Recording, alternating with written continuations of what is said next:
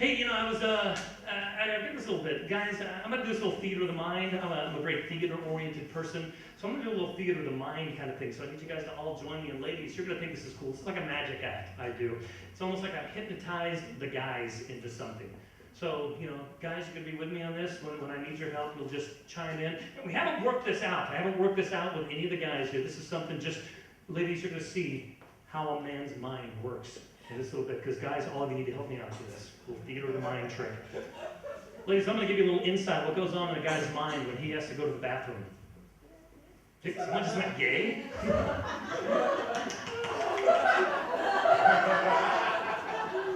I'm so happy now. So guys, what we're going to do with theater of the mind, I'm going to set up a little scenario. I need you to role play with me as if you were in the scenario. When I ask the questions, you give me the answer. What I'm going to set up for you is what I like to call the 3 urinal scenario. Okay, here's a 3 urinal scenario. We've got 3 urinals right next to each other. Ladies, those are the bathrooms that we stand up to use. So, 3 urinals next to each other. One of them in the corner. So, like where that lamp is. Say that's where number 1 would be, right in that corner. Okay, next to it, urinal number 2. Good. We're going to keep it in a sequential order. Then urinal number 3 is next to that. So 1, 2, 3, 1 in the corner. Ladies, watch this, guys. With me now, you're the first guy that walks into the bathroom. Which urinal do you go to? Why? See, how cool was that? That was amazing. We didn't work that out at all. You know why, ladies? You know why we use number 1? Because it's in the corner. Because all we need is a little corner turn, and we're in our own little world. There's nothing else but us in the bathroom. No one else exists. That's all it took. That's prime real estate right there. That's, I'm telling you right now, every guy, that you just heard of, they all said it, 1, because they know that, right? I'm telling you, in the Garden of Eden, if there were 3 urinals, just like I described, Adam would always go to number 1. It wouldn't matter.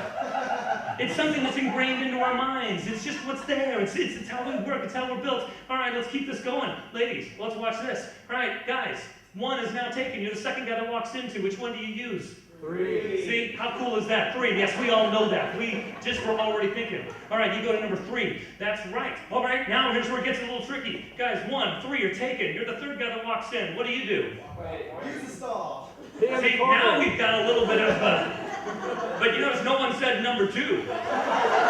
It's walk away. It's wash your hands. It's go use the stall. It's whatever. You hold it. You do not go into number 2. Number 2, just make that a buffer zone. That's like a no-fly area is what that is. See how I use that no-fly area? That's good. That's good pun there, people. Put a planter in number 2 because no one's going to use that. Okay, yeah, we don't use that. In fact, I'm telling you guys right now, if you ever walk into a bathroom, and there's only one other guy in there, and he's in the second stall, leave. That guy's either an imposter or a troublemaker. Either way, it's not good. It's not worth your time. Move out of there right now. Okay, but here's where we go a little further into this theater of the mind that I've been working on you people here. So guys, tell me, why do we leave the second stall open? Why? Buffer zone. Buffer zone, yeah, I said that. Yeah, that's right. We leave that opening there. None of the guys want to say it. Guys, am I right? We don't want some guy peeking at us, right? Wrong.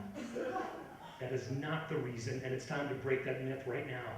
Guys, we're not afraid. We're not afraid that some guy's going to look at us while we're in the bathroom. These are secrets I shouldn't be telling, obviously.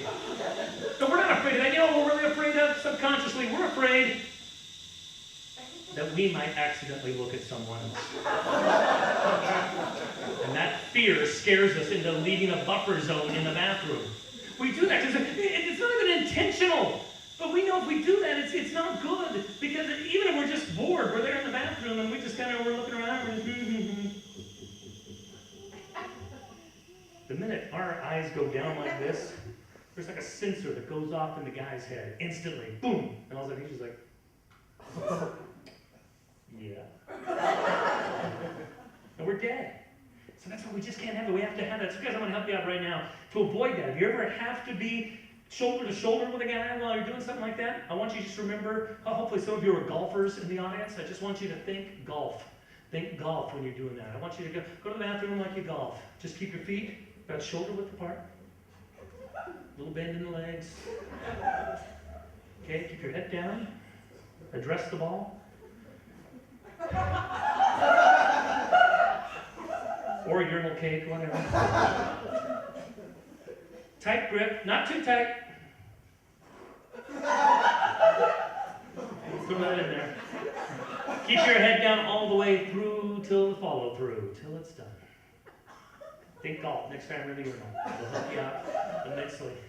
You know what, I really don't, I don't have I think the next one, the stalls. You know, those are scary places. You know, if there's one place that you thought you need the ultimate amount of security for privacy's sake in your life, it would be, in a moment, ladies, you can understand this one. It's when you got your pants down around your ankles and you go in the bathroom. You want to be protected. But have you ever noticed what's really protecting you from the outside world in that? A little part of metal that comes in, it's maybe like that big. Would you think your house was safe if that was the deadbolt that was holding your house? No! Not only that, but there's all these little bent, you know, these little open places everywhere. But yet you gotta be there. And you know the feeling when you're in the bathroom and you start hearing someone walk in and you hear those footsteps, and you know right away those are footsteps that are coming toward my door. It's the worst time ever. Because somehow they've designed it perfectly so when you're sitting in the toilet, you cannot reach the door. It's just, and you used to be able to lean up a little bit, but then they installed those flushless, you know, those things that just flush automatically. And then you lean up a little bit, ooh, that's not good. So you just gotta sit there and you gotta wait for it. It's like it's all of a sudden it's like you're high noon and you're just. You're looking through that little crack, that one little opening. So that if that guy happens to look in, you can go.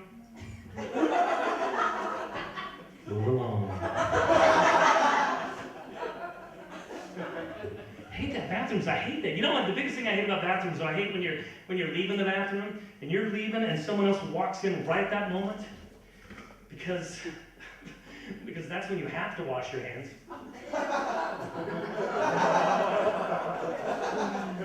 I mean, up to then, it was an option. It wasn't a requirement. I don't work there. I don't legally have to follow the sign.